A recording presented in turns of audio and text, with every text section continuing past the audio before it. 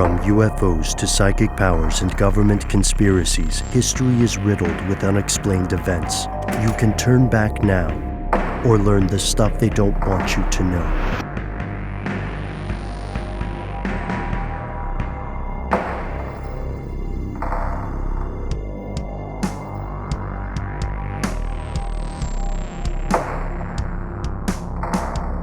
Hey guys, name's Veronica. I'm just curious if you guys have heard of this new Randonautica thing. What you guys might know about it. I don't know. I've seen some weird things, some weird videos about it. Thought maybe you guys would be interested. Oh, Randonautica, you say? Thanks so much, Veronica. This is something, Matt, I think you had heard about before I had. I know just a little bit about it. Could you give us the quick and dirty on Randonautica? Dude, I literally heard about it because of Veronica.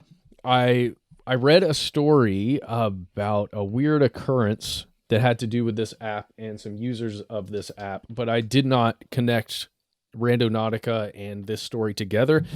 I'm sure it was in the reporting. It's just, in my mind, it wasn't about the app. It was about this weird occurrence that I was reading about. My goodness. I feel like I've stumbled on a brand new stage of my life, Ben. Randonautica is, or at least it purports to be, a real-life choose-your-own-adventure that you get to play every day whenever you open the app and choose to use it. Doesn't that sound enticing? Doesn't that sound exciting? Well, let me just tell you what it says on the website, randonautica.com. Randonautica is the world's first quantumly generated choose-your-own-adventure reality game. Explore the world you never knew existed. What? Here's more just from the website about what this thing is. It says the app puts the user in the director's chair of an adventure story yet to be written. By using the app, the user can break from their mundane day-to-day and take a journey of randomness into the world around them. Oh, transmundane, you might say? Transmundane. Very much. Oh, this episode is going to work so nicely together. We're in the thick of it. Let's see. We're working live. I got you, though. So that's pretty... In Tennessee, these terms would be called highfalutin. Oh, these are highfalutin. I'll tell you what. Listen to this. It says, break out of your reality tunnel, recalibrate your mind, and have fun on an adventure into the world you never knew existed. Welcome, future randonaut. So, it sounds so wonderful, and it is ridiculously simple at the heart of it. This is an app that is literally just getting you to walk somewhere within a certain distance from wherever you are and to explore that area. That's literally what this is. That is it. But it has been purported to be the reason behind a lot of strange occurrences. Because this is, from what I understand, this app is more of a formalization of an earlier practice. It's something that a lot of us have done accidentally. Randonauts existed before this app. Randonauts are just people who would find a location near to random as they could, maybe using a random numbers generator to find coordinates, and then they would just go explore. So this is an evolution of that, which I quite enjoy, even though I have I don't know. Let's walk through it. It sounds interesting, but I don't think either of us have used the app yet, have we? No, I have not. To be honest, I'm a little weirded out by it, but it's not because of the creators or anything behind it. It is just during the times when, that we're not, at least in Atlanta, we're not in any kind of imposed physical lockdown, but I would say a lot of us, including myself and my family, are attempting to minimize the number of locations we travel to. So the concept of just going out randomly to some location or just even traveling unnecessarily feels like probably a bad move, but Right. doesn't mean it necessarily is for you or for your situation or where you are. I'm just speaking for myself here. But to get back to the story that I was telling you about that I'd read about previously before hearing about the app, there was an occurrence. Oh gosh, I think it was in June. Maybe I'm wrong.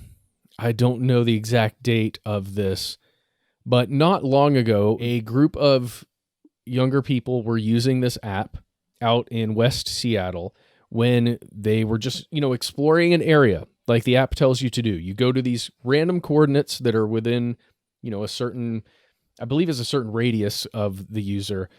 They go out to these coordinates, and then you're meant to use your intention to explore the area as though, it's a brand new place, because it is, and just get yourself out of your own headspace that you're kind of stuck in.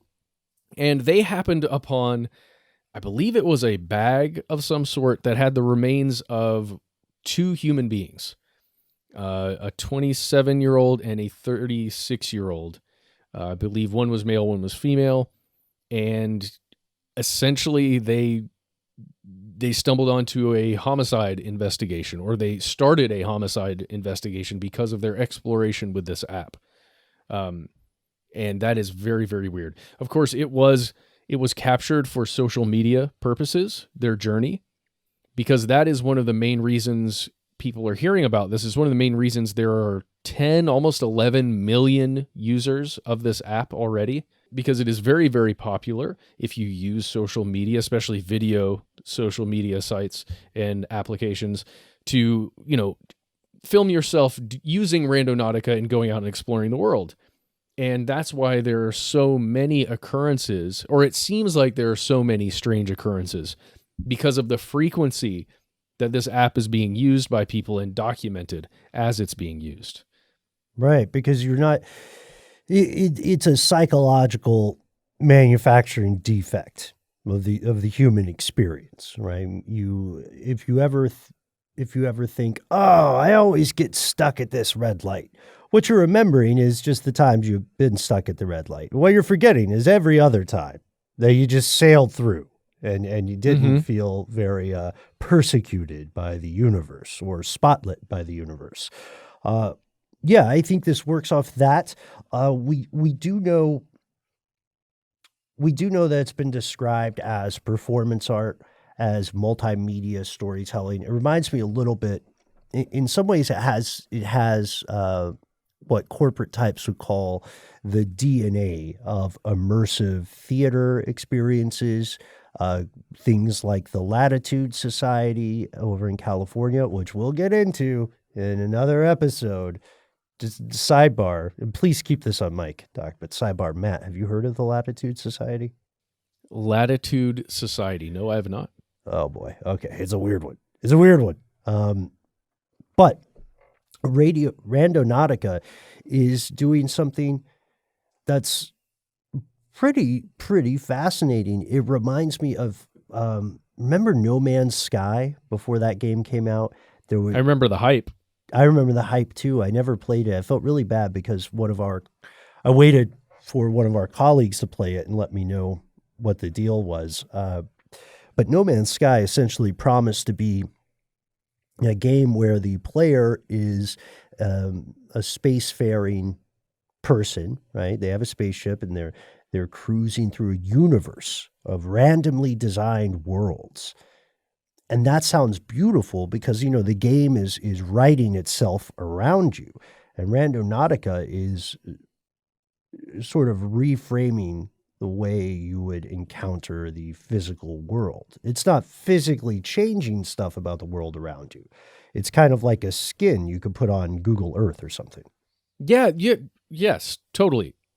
And the only thing is, Randonautica encourages its users to use their intention to generate in the world experiences. So it's almost like a cold reading of yourself or something, where I decide my intention is to find guidance wherever it is that I'm going to travel. So then once you get to that location, you are searching for something that is going to meet that criteria of your thoughts on what guidance would mean, or what guidance you believe you require in that moment, or find something unexplainable. And then, you discover a ladder set up against a tree in the middle of nowhere that leads up to a single apple. Whatever thing you encounter, then kind of you can ascribe those thoughts to that thing, or you're going to be doing that anyway.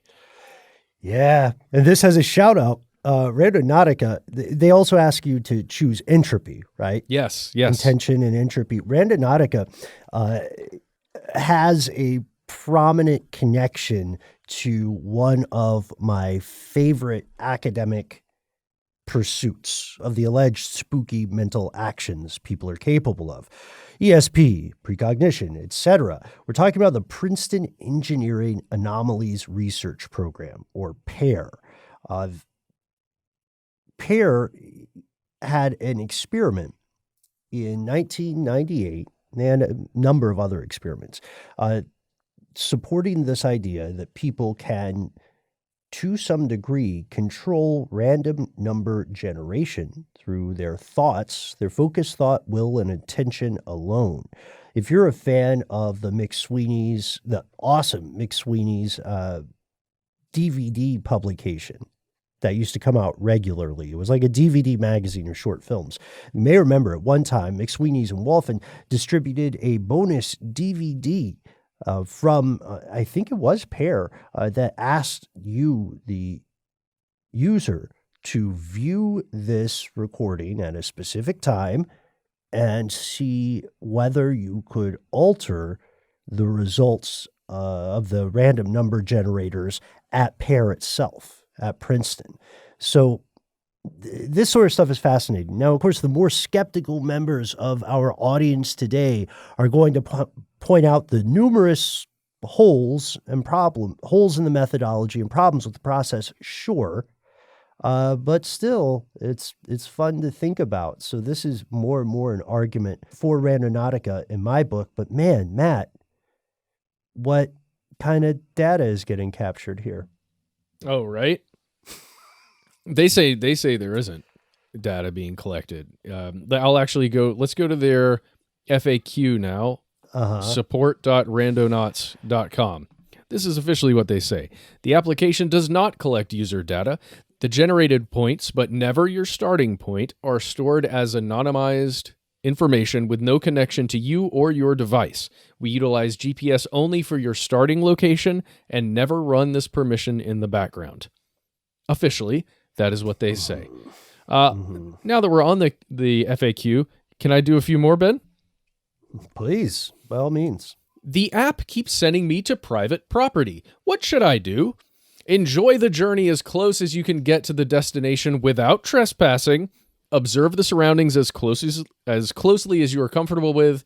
As a user of the app, you must abide by state and local private property laws. Okay? It is private property, though. Hey, explore during the day, right? Oh, yeah, it does say that. It With says, friends. What does it say? I'm scared to use the app. Will anything bad happen? It says, try an approach of neutral curiosity. In general, the feeling of thrill, anxiety, and a bit of fear is somewhat normal for first-time users. Use situational awareness, avoid night trips, and stay in your comfort zone. Mm-hmm. Mm-hmm. And okay, so this is the thing. There's the reverse psychology of this. It's very, in some ways, it's similar to the old game of getting into a dark room and saying certain phrases repeatedly into a mirror, right, to tempt some otherworldly or supernatural entity. So there's a lot of stuff on TikTok. There's a lot of stuff on YouTube with people saying, I tried this once, it was terrifying, never use it again, And those people, we can't say that they're being performative or insincere without knowing them. They may honestly be very scared, but that fright is umami to other people. They want the danger. You know what I mean? You've heard the urban legend. This person said so-and-so into a mirror. Well, why not trip the light? Fantastic myself, thinks thousands of other people. And that's what's happening here. the Randonautica does say you have to get your parents' consent to use the app if you're a minor. But how is that a real barrier, right? Who on earth has looked at the you must be up 18 and up or whatever clicky things on the internet and thought, oh no, the FBI is after me now. They're going to get me because I'm 16 or whatever. This guy, when I was that was you? 14, 15. And yeah, I don't know. I think it's worth exploring. It'd be a fun thing to do. I enjoyed geocaching as well, though, so I'm biased. But as far as whether or not intention can affect the random number generation, I don't know. I'm curious. I'm curious, Matt. What do you think? I don't necessarily think it can, but who knows? I mean, prove to me we're not in the Matrix right now, Ben. Can you? No, you can't. So who knows? Who knows? Maybe there is a way to game the system. I'm just unaware of it, because if I was, I would be using it right now. Well, I don't know, Ben. Can you prove to me that we're not in the Matrix right now? I refuse to. Well, yeah.